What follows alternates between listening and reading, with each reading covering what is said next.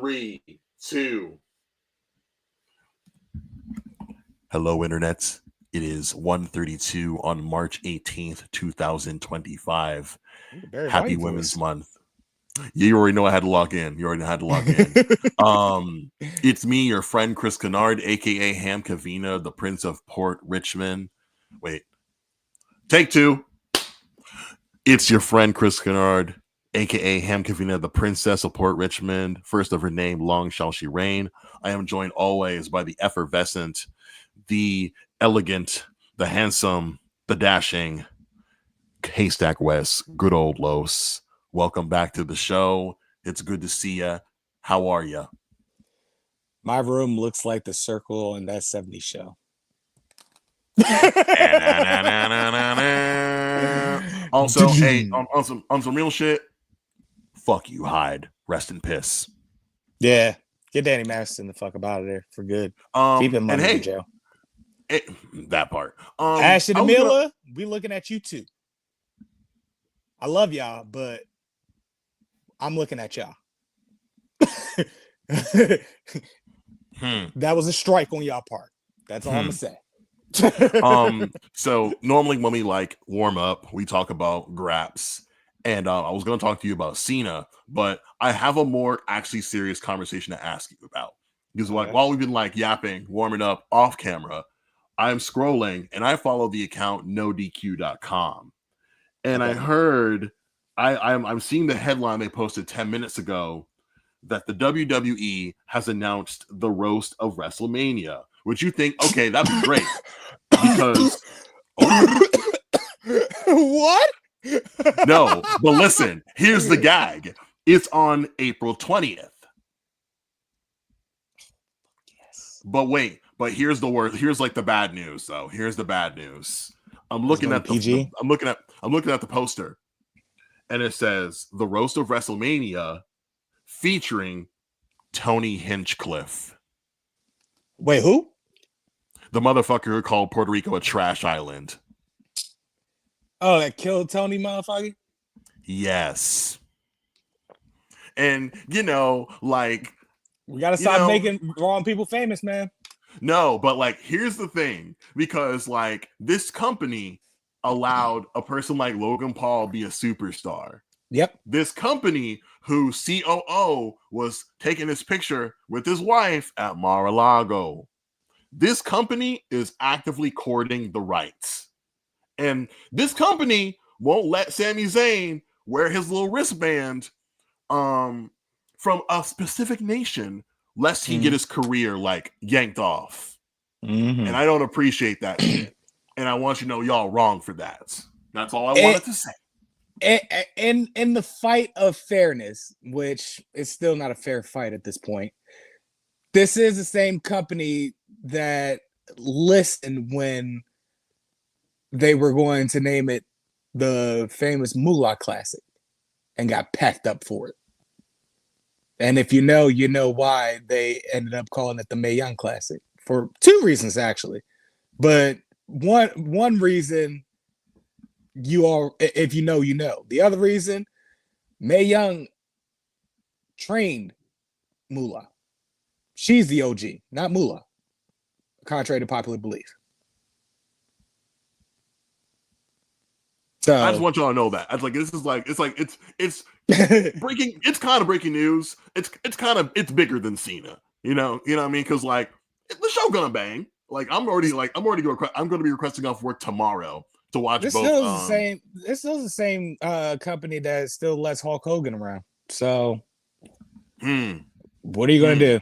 So, if you were in the audience when Hogan pulled up and you booed him out of the arena, do that shit to Tony. Someone give Tony the stunner. Or, never mind. I'm not going to say that. But we don't want to be taken to court and litigated against.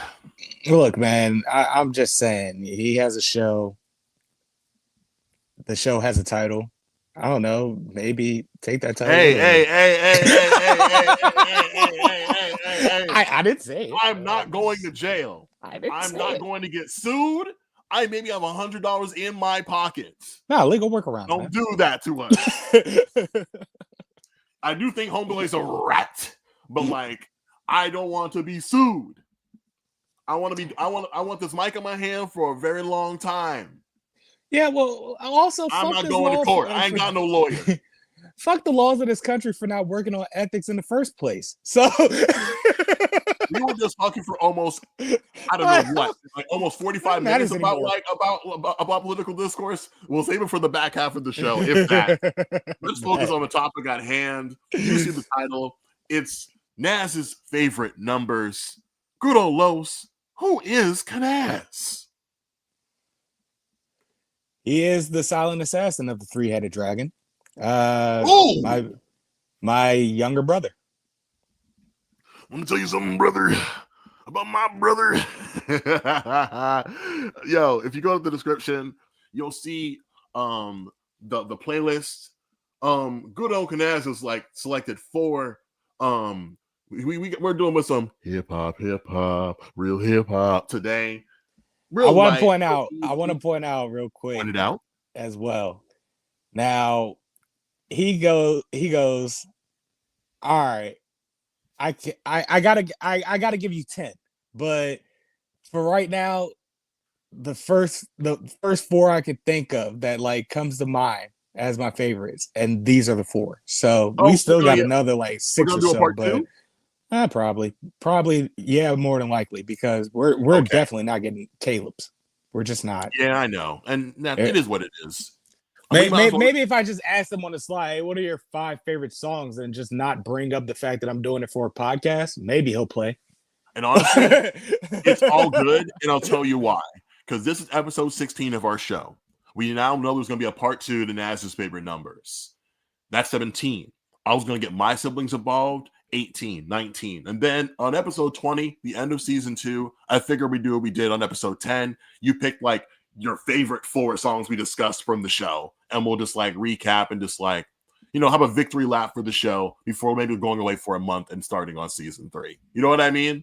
Yeah. That being said, I wish I did use some of my legitimate favorite songs, like my top 5 favorite songs, because I gave you my favorites like in general, but because it was a subject.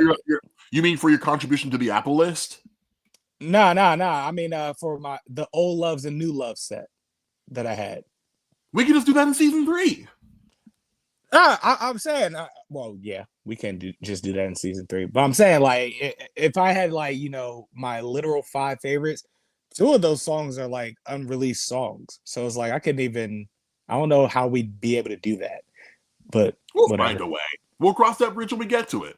And then mostly Mac Miller. So like that's where you run into some trouble. But it'll be your episode. We'll do what you want. It's fine. Sick. All right. Yeah, I'm not gonna put a leash on you, bro. You do what you do. You know what I'm saying? So, shall we get started?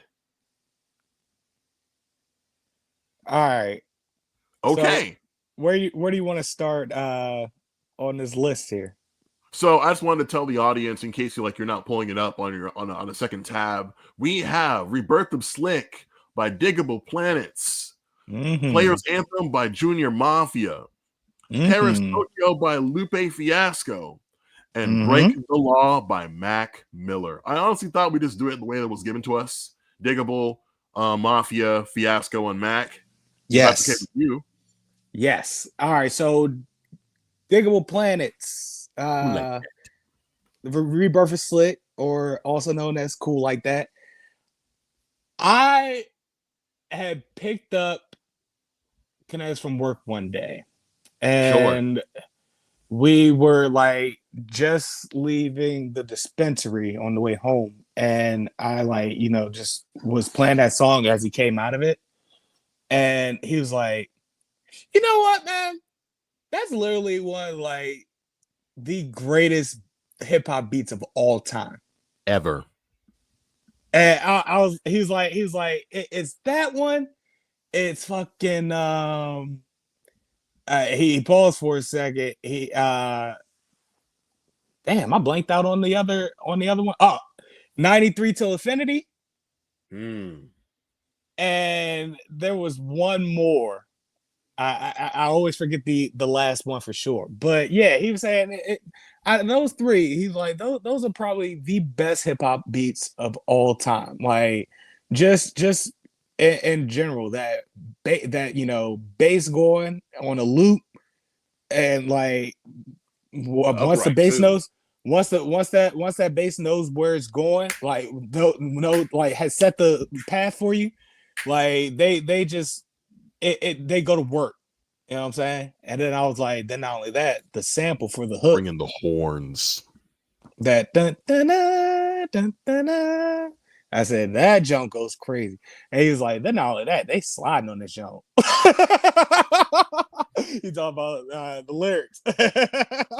Yeah, they sliding on that junk. Like that is a like well put together song. Big respect to Butterfly, Ladybug, and Doodlebug. Mm-hmm. Respect. All I want to say is that when I was a kid, because I played back every song that like Nas recommended to us twice, and I remember being a young person. You know, I grew up in a very like a sheltered home, and I had never heard Rebirth of Slick until they featured it on a Gap commercial on TV, and they just like played the chorus to the song, and I'm like, I've never heard something like so interesting in my whole life. Well, let Like me this, ask like, you this: you didn't ask listen to me. hip hop in general growing up? No, dude. My first interaction with hip hop Okay, there it was is. either like I think my impetus with hip hop was two things. There was like two possible like interactions I had with rap that kind of like set me on a path. It was either the Christian rap group Transformation Crusade, or it was Lil Bow Wow in third grade with his first ever record. Because Miss Graham, shout out to Miss Graham at Laytonsville Elementary, let us play music. We were cleaning the classroom before we got picked up on our buses. So it was we heard three things in that classroom. We heard Good Charlotte, their first album. Nice. Scandal acknowledged. We heard Hey! Sorry, bro. Sorry, bro. Jesus, man. Sorry, bro. We could talk off camera about that one too. Yeah, man. God damn it.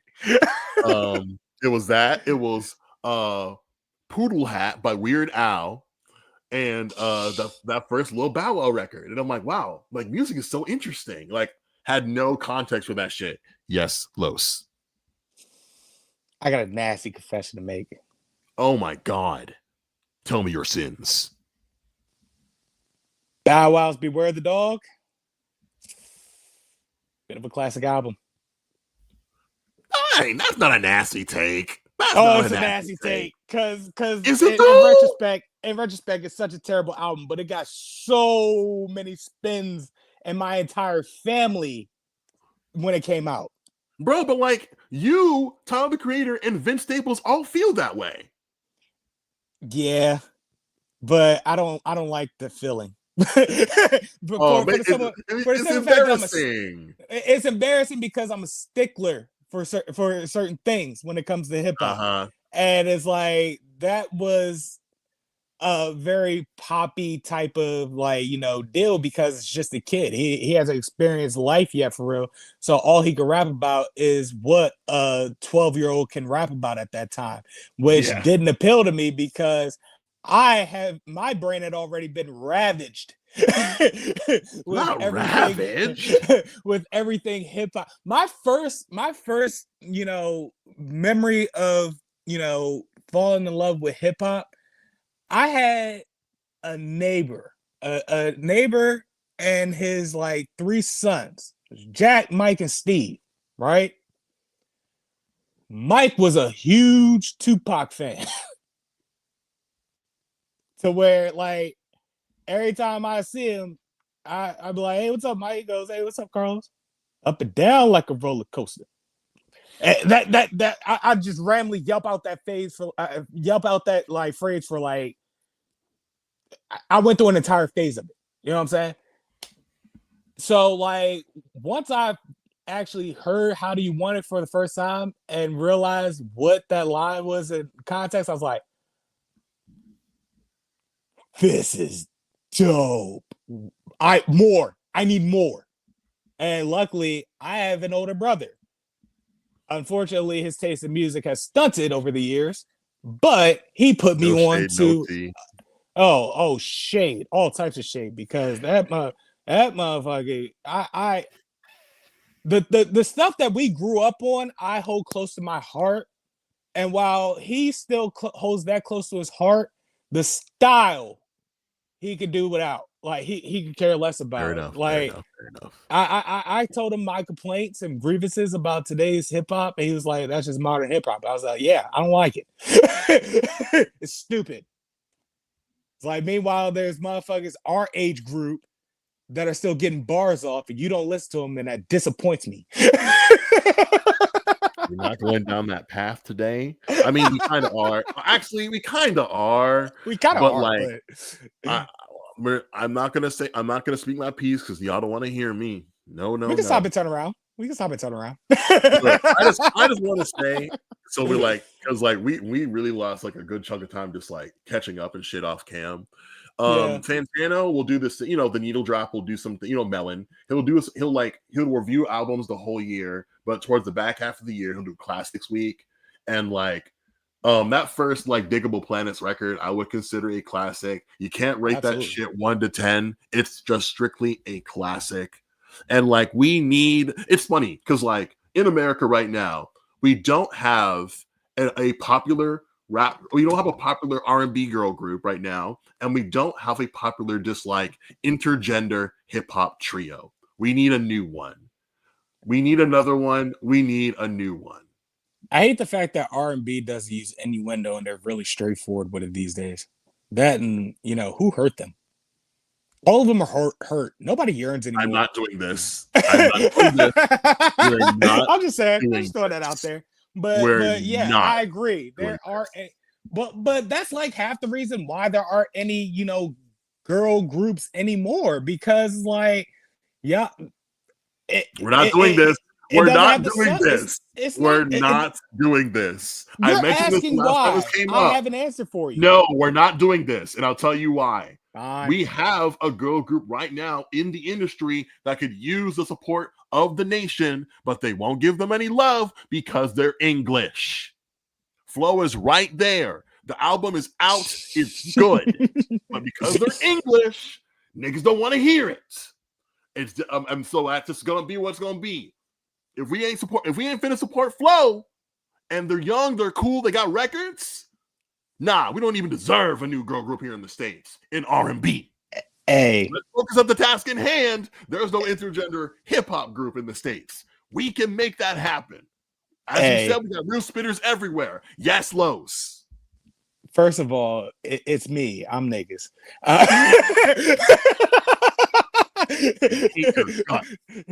Get these bros the fuck out of my face musically. Man trying to get hitched and he won't talk to his sister from across the pond. Yeah, all right. We're moving on. I can't have this conversation. Second of all, there is an intergender hip hop duo. They're just lesser known. Who, bro? I forget their names. They're indigenous. I've seen them on Threads, and I've been like, God damn, they're fire. Yeah. I ain't shit either. Every time I listen, I'm like, damn, these motherfuckers are spitting. I'm gonna put Shorty is spitting.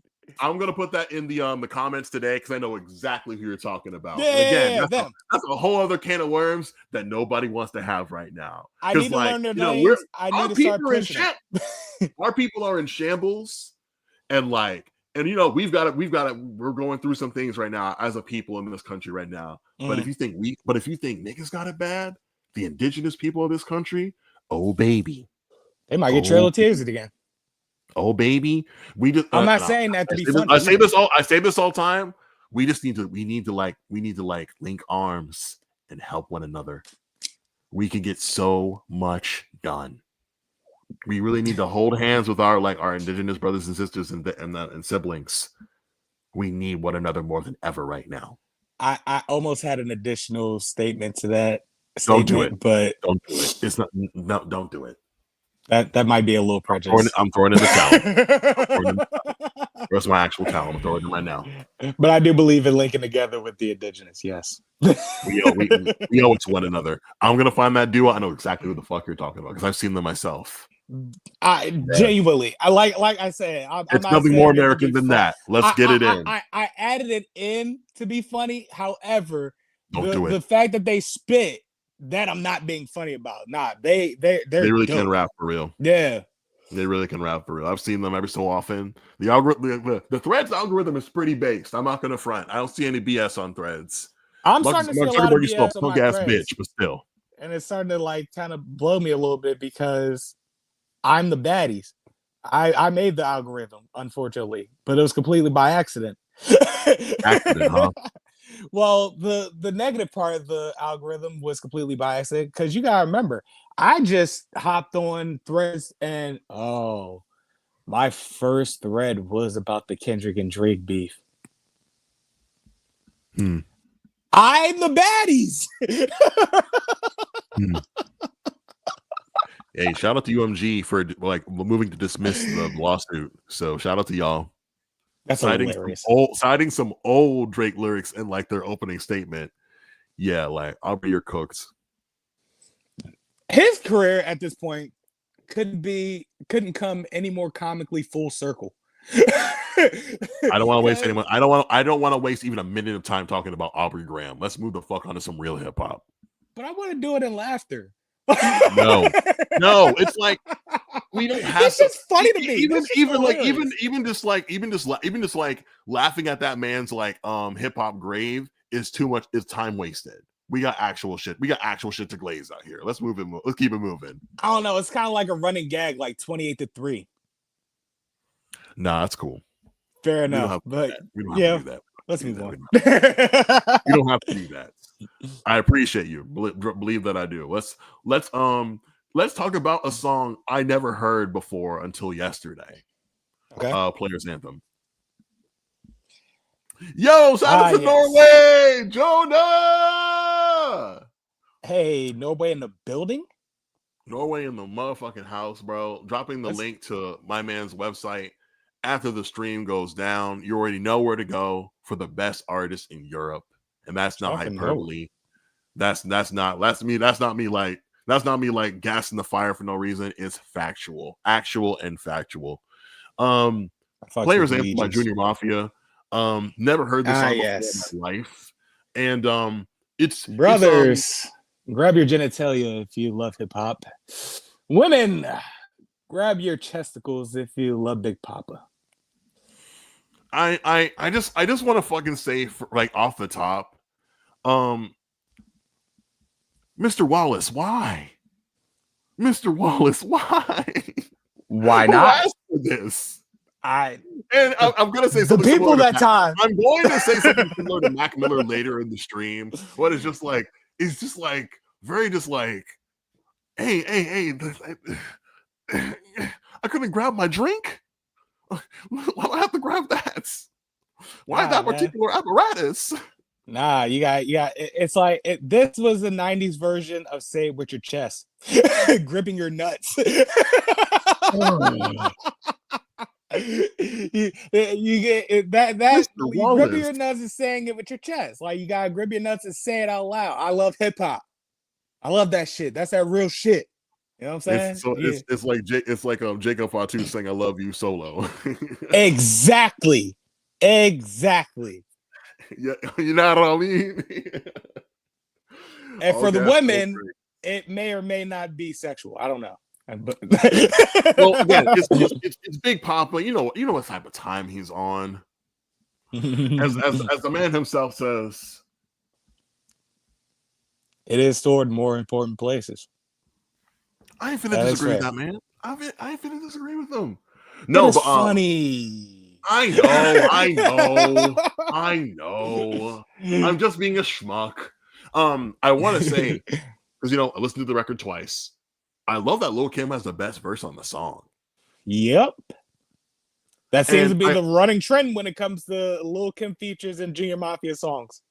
I was gonna say, like, I'm very late to like the Lil Kim train. I like some time ago, I heard like that collab between her and like Mary J, and I'm like, wow, like Kim really was that girl. Speaking of running Wow. trends, Get Money. Yeah, money. Mm-hmm. Uh, that Lil C's Joan. Crush on You. Oh yeah. I know you see me on the video. True. I know. Well, actually, I guess that's her song. And Lil C's is featured in it. you know, Nevertheless, Lil C's was the back seat for to I'm Lil not gonna Kim in lie. that song. I almost thought that was Craig Mack because I'm not that just like familiar with just like the BB universe. They got similar voice inflections. I get it. Okay. And maybe that's just like the New York of it all. You know what I mean? Meanwhile, Lil C's looked like a kid and probably still does to this day. Meanwhile, Oh, you Craig got Mack that looked baby face, like baby face. yeah. Meanwhile, Craig Mack looked like he went through the civil rights. That's not don't do that. Rest in peace, Craig Mack. Rest in peace, But Craig Mack. I'm kicking new flavor in year. Anyway, yeah, it's just like I never heard like this song before. I love that just like that specific style of production. It's made for a movie. You know what I'm saying? And this sounds like the 90s. And usually I kind of like recoil at that kind of like specific like that specific like description, but like it's undeniable. And that might be the closest description that matches up to Kinez's, is that this song is the 90s in every sense of the word. Yeah, for sure.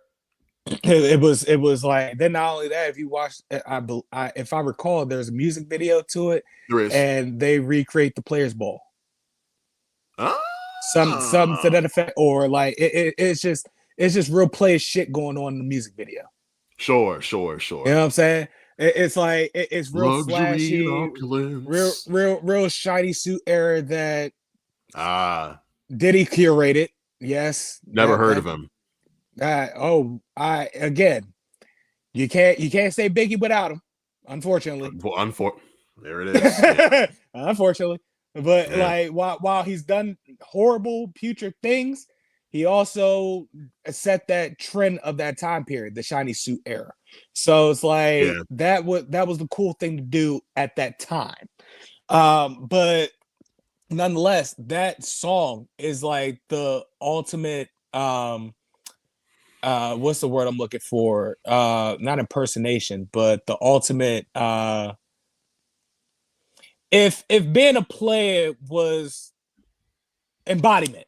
That's the word I'm looking for. Embodiments. Yeah. That song is essentially if being a player in the 90s was a song. Sure. Aside from Players Ball, of course. But you get the point. Certainly. Again, like it almost falls out of like the possibility of like rating it from 1 to 10. It's a classic. It's space in the culture is like cemented if you've ever cared to go that far back. And like typically I do not. So like I have Knaz to thank for that. And so like kudos to you, bro. Quick side note before we go to the next song. Yes. My verse for Lil Kim, the verse that solidified it for me, for Lil Kim, as that bitch. And we've all heard this song before. I'm sure you have at some point. Quiet Storm remix by Mobb Deep. No comment. Dog. Havoc and Prodigy slides on that song. Sure. But Kim edges them out with the best verse in that song. Like Havoc brings you in like with a bang, you know what I'm saying? Because he destroys his verse. But then when Kim comes in, it's like, man, the spotlight's on her. Exactly. The spotlight's on her. You know what I'm saying? And then we got Prodigy on the back end, and Prodigy has Prodigy has always flowed inconsistently. So it's turned a lot of people off to him. But when that motherfucker be talking, he be talking. And that's why people loved Prodigy. Not to You mention know the what I'm fact saying? you have to, you have to go And after you get Kim. So it's that. like, oh, I have to elevate myself because like she just showed and Exactly. proved. I gotta, Bring my A game. hold my own, seeing as how Kim just probably destroyed the original version of this song as a whole with Now her you can't hear verse. without her. Exactly. Like I sometimes YouTube music will shuffle to the original version of Mobb Deep's Quiet Storm, and I'm like, I need the proper one. I don't even know the lyrics to that version, to be honest. Like I don't, and that's the original. But yeah, Yeah. so Shout out Kim. absolutely. The real, never mind. I'm not even gonna say it because We're not going there. yeah, Don't do it. Don't But do it. yeah, I know what I'm thinking. God damn it, and that's all that matters. I blame every single man who had a hand in it. I blame every. Never mind. I can't even say that either. Let's get out of here. Let's Let's go to Paris. Let's we knew what we're going to Chicago first. Then we're going to Paris. How about that? Mm. I want to talk I really want to just talk about Lupe for a minute. A wordsmith. Lupe for me was my first rap superstar. Lupe was the first rapper I saw that made me feel like, oh, it's me. A person I can look up to, a person I could aspire to be. He wasn't wearing no big shades. He wore glasses like a regular motherfucker you saw in your class. Sometimes he liked anime. He has a freaking katana. He teaches classes in college about hip hop. He had honestly, you want to hear the crazy part about all of that? What's that? I think all of that had a ironic twist involving his fall off, because it's like I wanted to talk about that as well. Because it's like with Lupe, food and liquor, the cool. He established himself as one of them once to everyone. One of the greatest. Right? I don't know how or why. And I want to say it was a beef that he had with the label. No, not the label. It was a particular artist. It was an artist he had beef with in particular. And which they Kendrick? No, it wasn't Kendrick. It was somebody else. I forgot exactly who it was, but they eventually went on and squashed it on Twitter. And so, but I think I heard about this too. Yeah, but I don't know if he started really smartening up his lyrics or what, but people just started to go, all right, that's enough Lupe Fiasco. And I have no idea how or why. You know who it was? Even I. Who? According to Reddit, it was Royce the 5'9". There it is. Yeah. So yeah. I had no idea about that at all. Well, I don't even know how it came about, but it was you know what? I don't think it was Royce the 5'9". I think it was somebody else, as a matter of fact. Well, I wanted to point out, because I don't really listen to Lupe these days. Neither do I. Make of that what you will. But I was thinking about when I was in college and Lasers came out, and I'm like, damn, Lasers did to Lupe what Blueprint 3 did to Jay-Z. And I hate that for the culture. Because I do love Lasers, because I love pop rap. I do. But it's so interesting to me that Lupe really didn't want this record to come out, but really just rode the wave that it's either he's really a team player, or there's just some details that are missing from the story in regards to because again, I respect Lupe a lot, because even on Lasers, he was the guy who said, I think the war on terrorism is a bunch of bullshit. And no, I don't think any mainstream Black superstar could get away with saying something like that besides Lupe, being as though he was from Chicago. and like saw the direct impact that like Barack had on his city and things of that nature. And yada yada yada. It was Cuddy. Yep. That's so fascinating to me.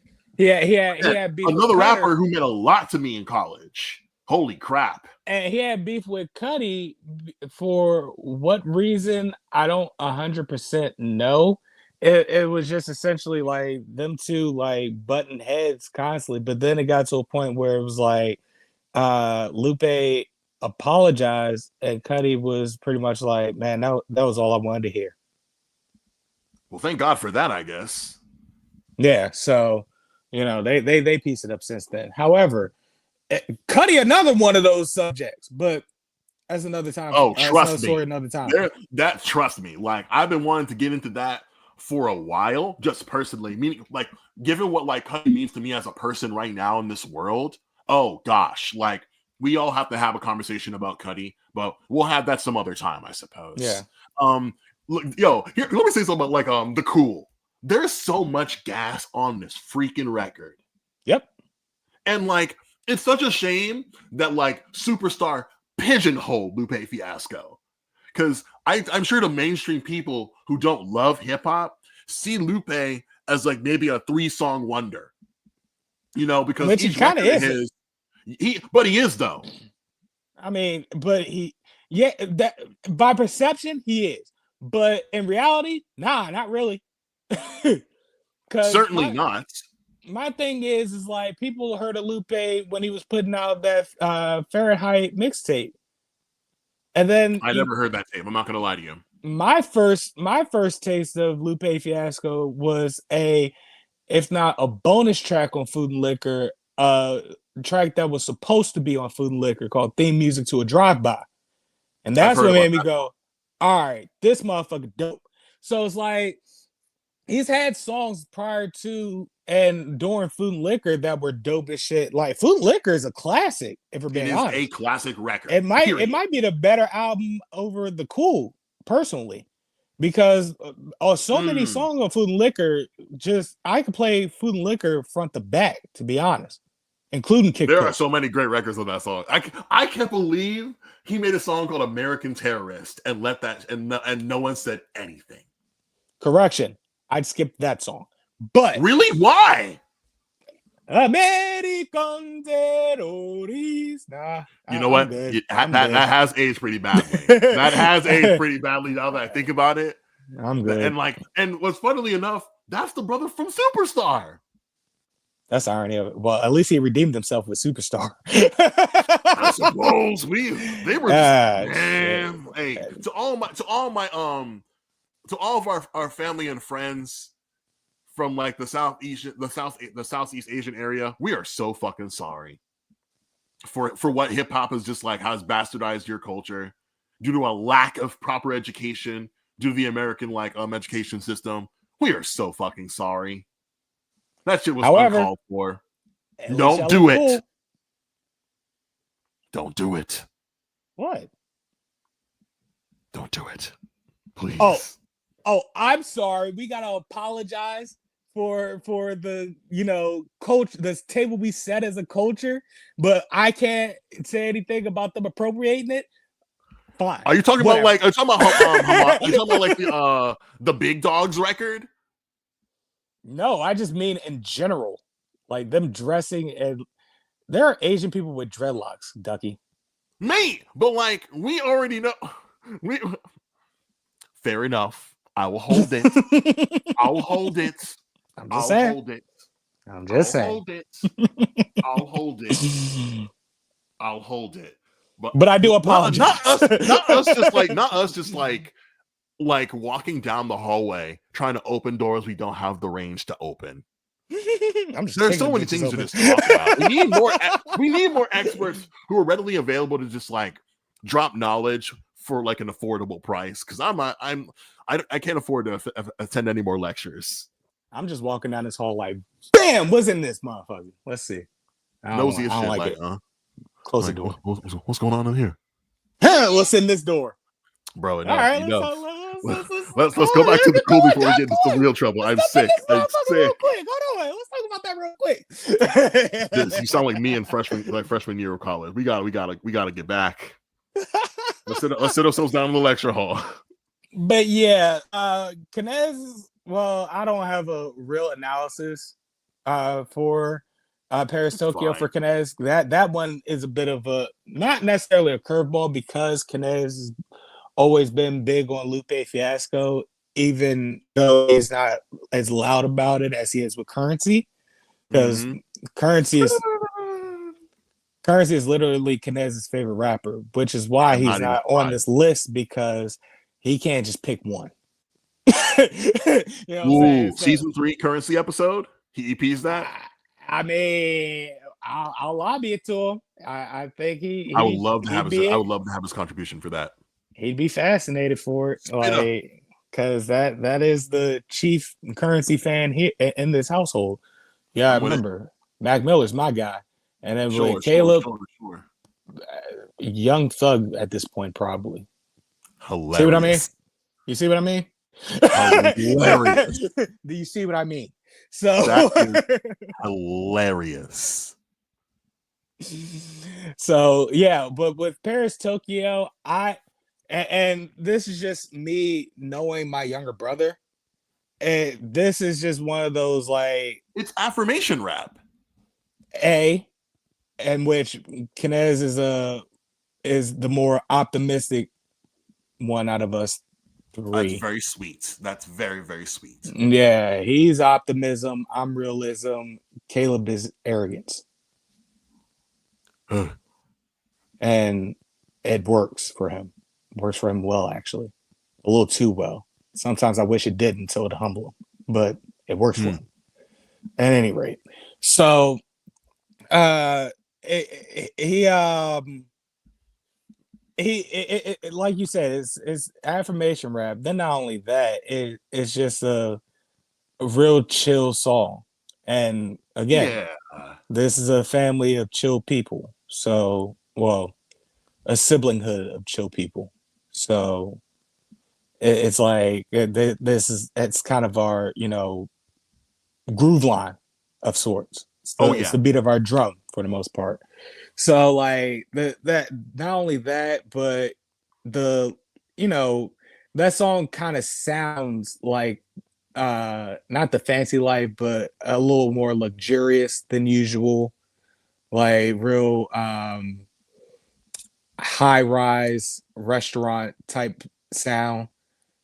You're talking about traveling to different places. It's like a real not metronome, but a happy place song, if you will. I was gonna I forgot to say it when we talked about Cool Like That. I wished more rappers would get on that beat so I could see what you can do. You know what I'm saying? And I wish that I thought of this just now. I wish that there was a French version of Paris Tokyo. I wish there was a Japanese version of like Paris Tokyo because like those specific companion like cities, versions. Yes, because like those two cities, they love rap. And like I remember I made you listen to some Stromae. Yeah. I had to listen to a bit of like French rap, and I'm like, I like the way that French people rap when they rap. Like Japanese and French are just like, oh, brother, like those specific languages are so much fun. Oh, the Japanese be spitting. Bruv, like I well maybe so like if I can go on a bit tangent, when Megan Thee Stallion put out that song Mama She featuring that other gentleman, I've heard that dude rap before because he has the last verse on HHYM by Keith Ape, and he really did his thing. And I'm like, bro, I really wish that like I got that same kind of energy, not just like the that kind of like that head knocker energy, but like Megan put out another version of Mama She with the girl group Twice. They're from South Korea. And I'm like, this works so much better because like they're matching Megan's energy. And I feel like Homeboy isn't really doing that. And it helps because some of the girls in Twice are Japanese. But it's like now you can split up the 16 bars with 4 of the girls in the girl group. As opposed to getting just kind of like a sleepy verse from Homie. And I'm like, bro, I know you can really rap. Dude got like a feature from Will Smith last year. So I'm like, this K-pop group can rap. It's a group of girls that rap. No, it wasn't even like they're like a rap group. It was the thing where like, oh, Megan was in South Korea doing just being a tourist, and they're like, we're fans of your music. Can you drop a verse on our song, and we'll drop a verse on one of your songs, kind of situation. So are they rapping or singing? They're rapping. Oh, they're rapping. They're rapping for sure. But like, I wouldn't be surprised if Megan Ghost wrote the verse. But like, it fit the vibe, is what I'm saying. Like, I need one women like K rappers. I only know a few rappers from South Korea who are women, and like one of which I know is also like from the States. But we don't like, no one's like, no, another conversation for another day. Cause oh buddy. Are the Frenchies better than the Bros? That's all I want to know. Apples to oranges. Apples to oranges. Right. Fair enough. Different apples languages and shit. Oranges. You know what I'm saying? Oh? And it, not in both languages. Now you're just bragging. You're too talented. Get out of the studio. I already got an Albanian rapper. His name's Action Bronson. So we're not gonna talk about Action Bronson today. That's my Albanian. But like the last action video that I saw, bro, like he's so funny, dude. That man is so funny. Yes, he is. Just let that man eat food in every restaurant in the country, bro. Just let that you need a good review for your restaurant. Let Action Bronson eat there. That man is really living, dog. He really is just like working out, eating snacks, cracking everybody up. He travels the world, eats different food, works out because it's fun to him now. Like he's made working out fun for him. And he hops in a studio and just raps about bullshit, and it all sounds cool.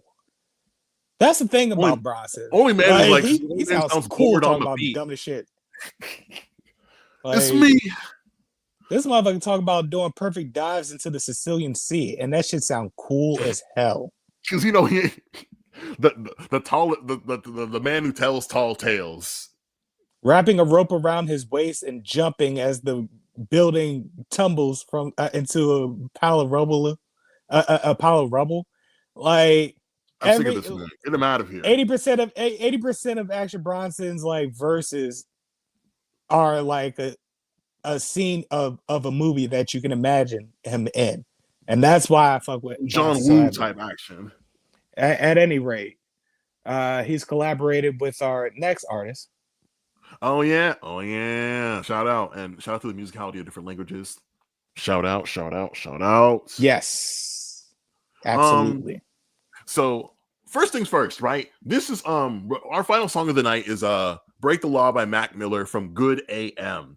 I don't know too much about this specific record. I know this is when he signed to like Warner Brothers and shit like that. And two things. First of all, this should have been on the radio. Break the Law should have been a smash hit on nationally syndicated hip hop radio. That's one. Two, Mac Miller should have been a mainstream artist. Actually, though, like when he was like, like plucky and cute and a little fratty, like sure, cool, but like because like I've heard from people like you and other other creators that like when like the public turned on Mac and he took it personally, he really just like got into his bag, really got gully with it. And this is like, and hearing this song is like, oh, you guys don't like me? I don't give a fuck. Man's like, like this man is walking different when he says, woke up with the taste of pussy on my breath. Mac, Mr. Malcolm, sir, who asked this information? Mac. I wake up with the taste of pussy still in my mouth, bitch in my bed. His homegirl still asleep on the couch. You know what I'm saying? Like, definitely like took a page out of Biggie's book, like, oh, I'm really just going real raw with it. I don't give a fuck. It's the young naturalist. Juicy J got grab his nuts. Never let a bitch inside. Fuck her in the Acura. Like,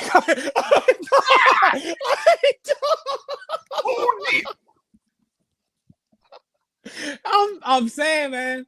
I'm saying. Yeah, rest in peace, Mac Miller, for real. What happens? Get this man out of here. He's wilding out. That's why he's my favorite rapper, man. And listen, And like it's also like I hear like the fuck the industry, get money, break the law. And I'm like, is that kill people, burn shit, fuck school for white people?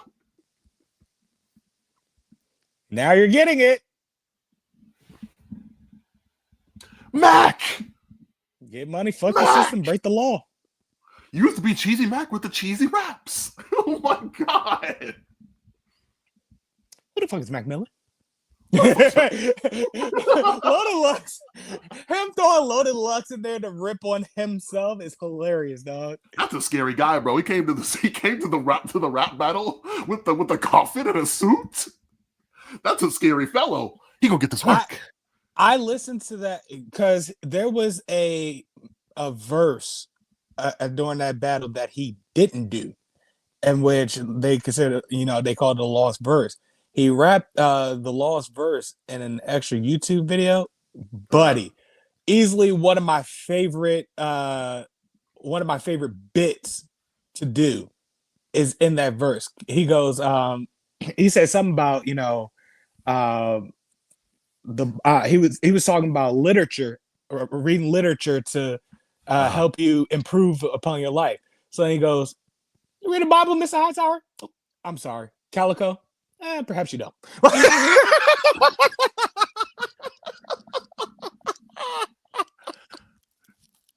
And like you said it just the way that he raps, and I'm like, that's exactly how he said that shit. Nobody raps in that just like that kind of just like that E40 just off, just a little off the beats. It's not even off the beat or anything like that. It's completely calculated. There's no like real bar structure or anything like. Yeah, there's bar structure within the rap bars or whatever, but there's no like, there's no music, so there's no need to have to be on rhythm or anything like that. This motherfucker's just calculated in what he's dancing saying over the words. Exactly. What a scary fella. That's what made that battle so good. But he yeah, was really in control of that shit. I don't watch many rap battles these days, but that one, it really felt like a part of like watching history unfold in front of me when that battle took place. So Louis, kudos to Mac for just like, I have to have somebody this I have to have like such a terrifying individual on my album to make fun of me. To make fun of me. Me in particular. If you can't make fun of yourself, what are we doing here? That's what made that the end of Red Dot Music so dope. Is the fact that you got Red Dot Music, which great beat. I say the spiritual sister to Break the Law. Also, yeah, you're a Mac head. Who made the beat to Break the Law? You know what? I never bothered to check. I'm doing it right now. Like we're checking this shit immediately. I'm going right on to Genius or on Wikipedia, wherever I can find this fucking shit. That is a good question, but if I'm being honest, I think he made it. I'm thinking the same thing, honestly. Okay, it says Drew Bird, but like, and when I Google that guy's specific discog, he's got a lot of like credits from people like Dom Kennedy and Nipsey Hussle and Mac. So like this probably was like, because like he also said he worked on the Here We Go beat, and yeah, like wow, like Drew Berg. He's like a Dom Kennedy producer. Drew Berg, if I'm not mistaken, is a part of ID Labs. I may be wrong though. I may be wrong. But nonetheless, I like to think that Break the Law is a spiritual sister to Red Dot Music because it follows that same boom boom bap structure. Oh yeah, for sure.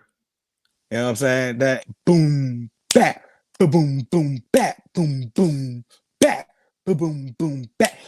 Like I said before, and I'll say it again, that is my favorite drum pattern ever. You give me a drum pattern like that one, that's some Doom type shit.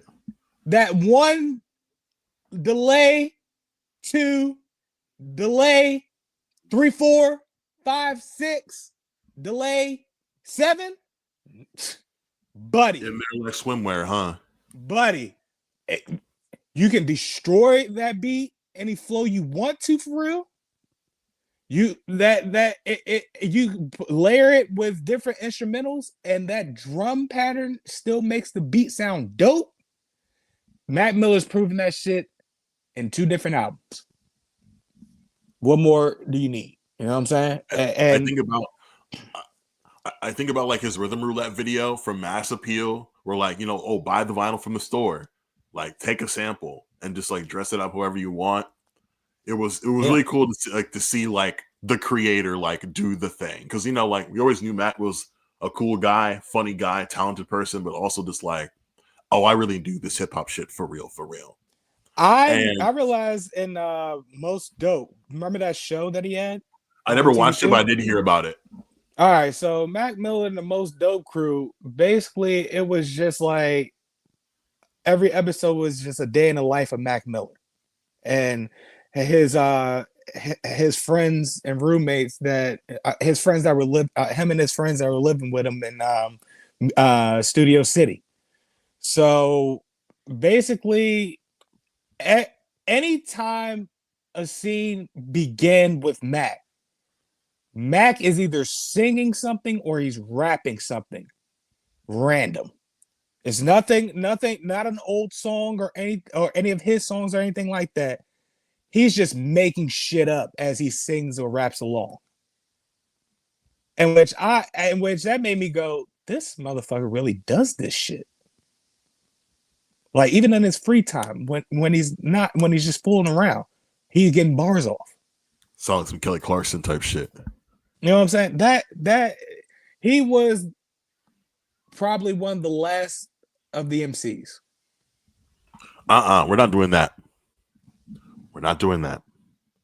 Well, he's the only one that really, like, you know, called himself an MC. Not a lot of people do that anymore. That's fair. I'll let you hold that. I will let you hold that. That's what I mean by it. Look, there are still fucking MCs out there. Duh. Sure. But you know, like he's the last of them to actually call himself. That we saw on TV, for that matter. That to actually call himself an MC. People just say I'm a rapper or I'm an artist. You know what I'm saying? That's a lost art. The art of the master of ceremonies, if we're being honest. But yeah, that boom boom bap is a undefeated drum pattern, and it's implemented well in Break the Law, because with the surrounding, you know, instrumentals along with it, it makes it like not necessarily rockish, but it has that type of feel to it. It has a very rebellious feel to it, to that song, while still keeping it, you know, hip hop. But it's like a white rebellion to it. Along it's with not it. Beastie Boys. Well, it's not Beastie Boys though. That's the thing. Where Beastie Boys are from New York, that's probably the Pittsburgh version of of Beastie Boys. So that being said, I am absolutely proud of my younger brother for picking this song. Yeah, man. It feels like he was like tipping his cap in your direction. Absolutely. That low key, that's what it felt like when he like when he named that one. You know what I'm saying? He's like, I'm gonna give you one real quick.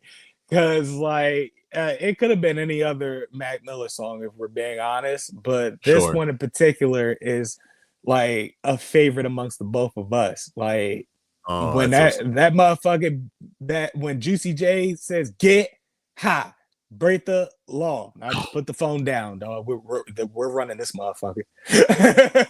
So hey man.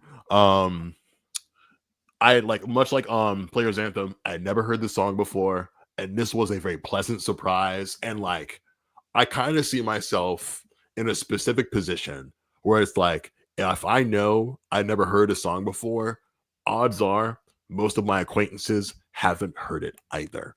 And that's why I feel like Warner Brothers, y'all really like screwed the pooch on this particular record. Because sure, like you go on Spotify, this Good AM has lots of streams, but like when I remember being in my homie's car when the record came out. And like the song he played for me, I was kind of like, eh. And it's the one where like he interpolates like the Eminem, the nah, nah, nee, nee, nee, nee, nee, nee, nee. I'm like, this doesn't really do anything for me. It seems Oh, kind of like 100 grandkids. yeah. I'm like, it seemed like just play like the same old Mac Miller that I wasn't really like too passionate for, you know. But Sure. like, but that was just like, but that was just him being Mac, just like being like the silly guy that made stuff like Blue Slide Park and stuff like that. You know what I mean? Well, you gotta also understand the structure of Good AM, because Good AM starts off bright and airy, and that's where that's the first half, like 3 songs in. That's where you get 100 grandkids. So it's Sure. like the first half of that is airy, but literally the following track after Break the Law is Perfect Circle / Godspeed. And that track, he predicts his own death. Oh, that's fucked. Yeah. Oh God. And then from there, then on, it just to my recollection of the rest of the track listing, from then on, it's just like, more introspective type of songs. Not nothing necessarily fun or anything like that, but he's also getting bars off too. And another thing that I noticed about Mac, the penultimate track of every one of his albums all have the theme of death in, in a certain way. And he did that on purpose. That's something he did on purpose. Sure. It's not like something that, is eerie now, but like that's something he actually did on purpose. Like the penultimate track to this album in particular is The Festival with Lil Dragon, which is, I love that band so I much. love that song so much. And even at the end, the festival in question is another word for heaven. I see. Yeah. So basically, he's saying, you've lived a life, a life full, essentially. Are you, ready to, live the life in order to go to heaven? So basically, are you ready? Are you ready to change your life so your soul be, ready for heaven, more or less?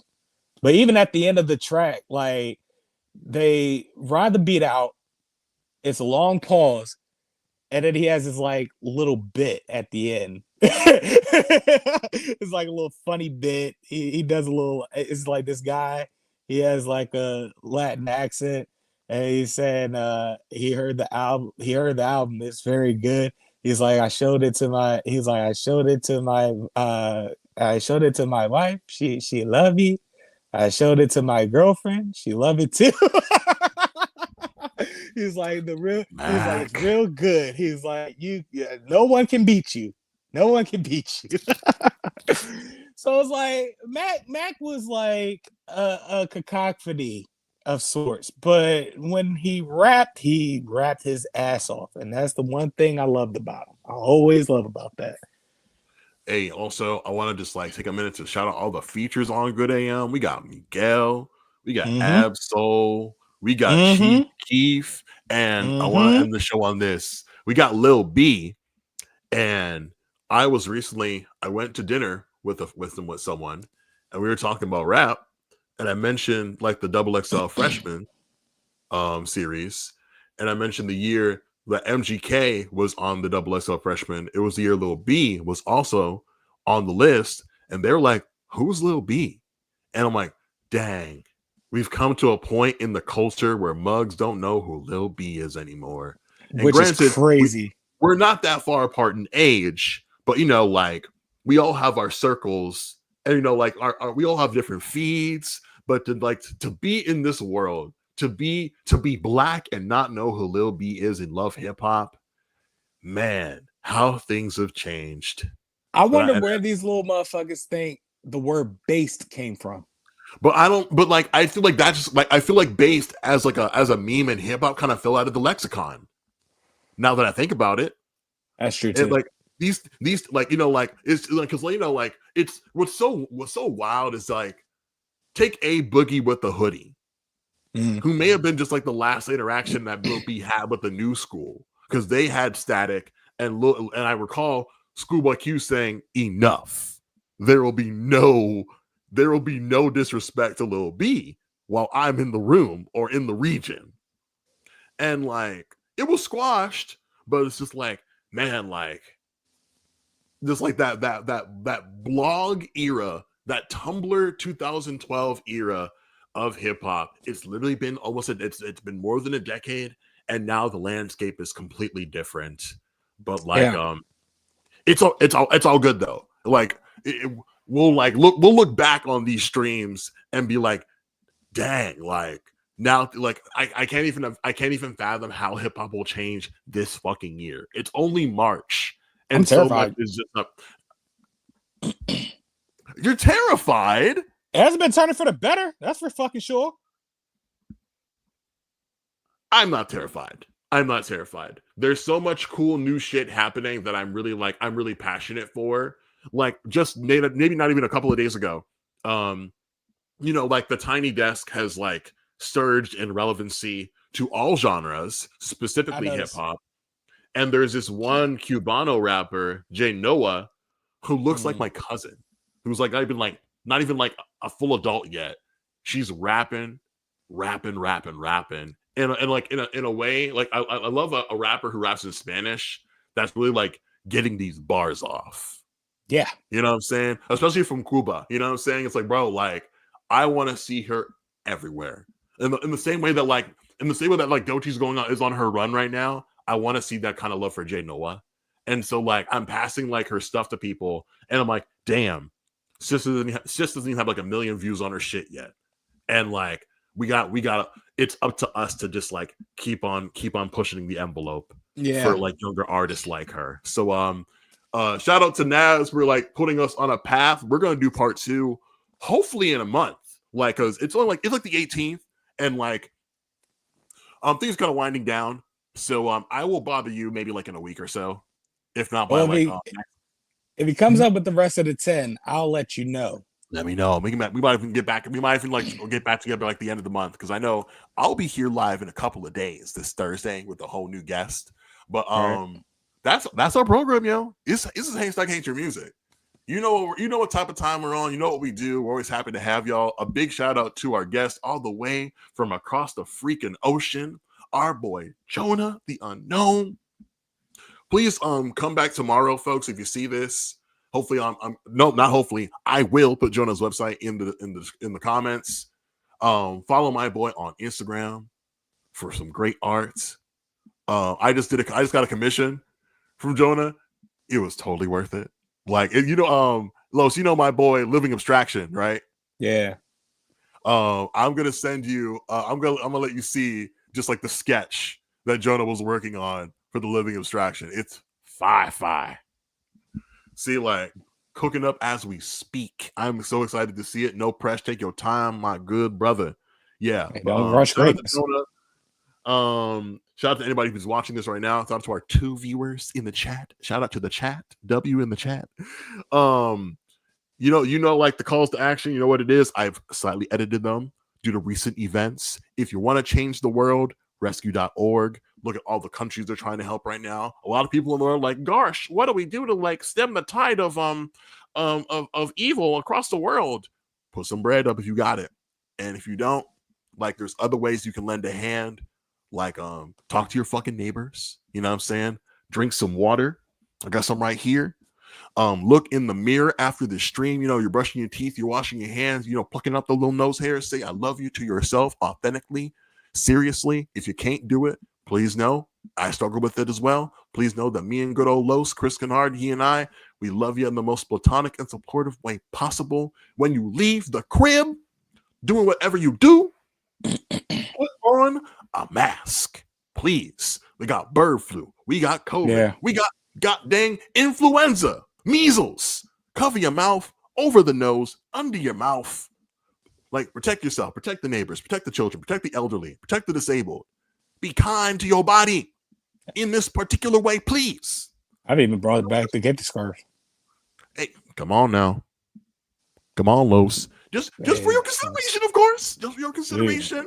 And I also want to say, I was getting ready to like get streaming with Los today. I finally cracked the 300 subscriber threshold. If you've ever like heard me talk about my YouTube channel in real life, if you've ever clicked on a post on Twitter or Blue Sky, thank you. 300 subscribers is no small task. Like, I don't post every day. I like to post more. So like, I hope I'm giving you what you like. And if I'm not, drop me a comment, reach out to me. I'm not hard to find. I'm always interested in talking about something new. There is a trans campaign happening on Instagram via one of my favorite creators, Mercury Stardust. She's trying to raise $1 million for the trans community across the world. I'm going to try and get involved. More on that, hopefully here on this channel when I have the details ironed out. I'm going to shoot her an email, see if I can get directly involved. I want to see, I'm trying to like get at least 10 people to donate to her campaign. And I want to make sure I understand the specifics of what she needs from me if I get directly involved. I might just do it on like on the fly, just like, oh, if you like, because like I'm going to try and give some vinyl away.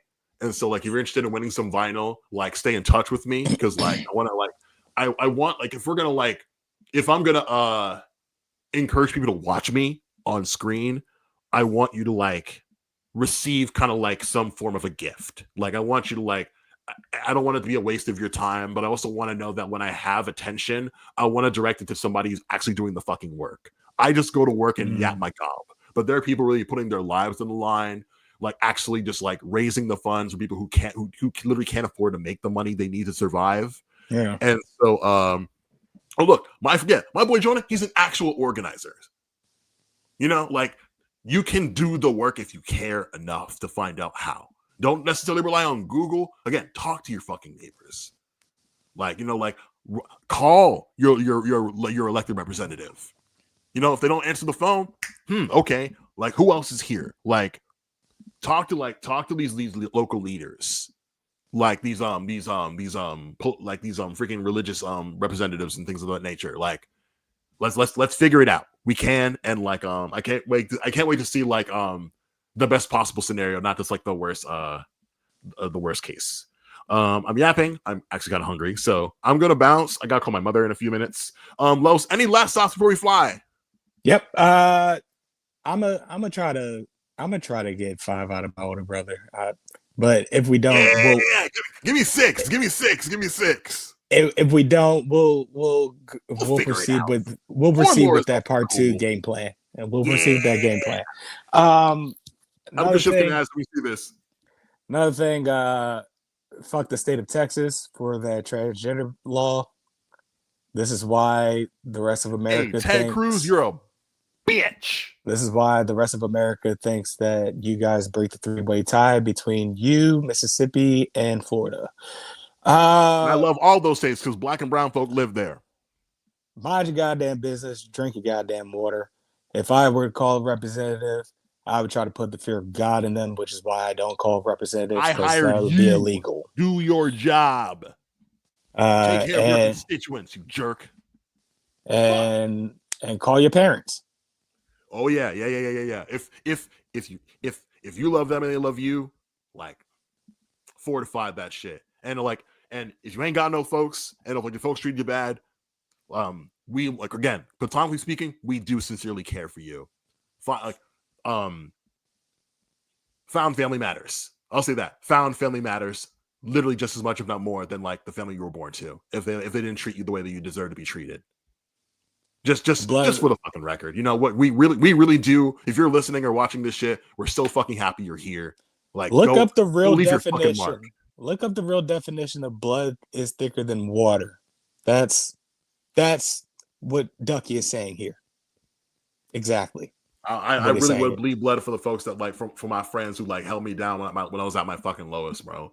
You know what I'm saying? Like, I'm only here now because of the people who care for me. Much like Los and Hendrix really held me down some time ago when I was just like wallowing. So like, I'm happy to like still make content with him now. We got to get Hendrix back when he's not like working 1,000 jobs.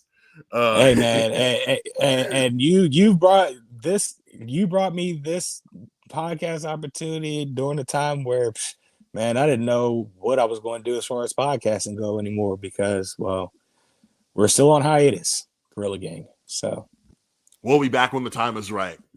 I don't know when the time's going to be right anymore. Time's fake. It don't matter. We'll figure it out. Goodbye, people. Thank you so much. Peace and out. This isn't for else. Only goodbye. I don't know.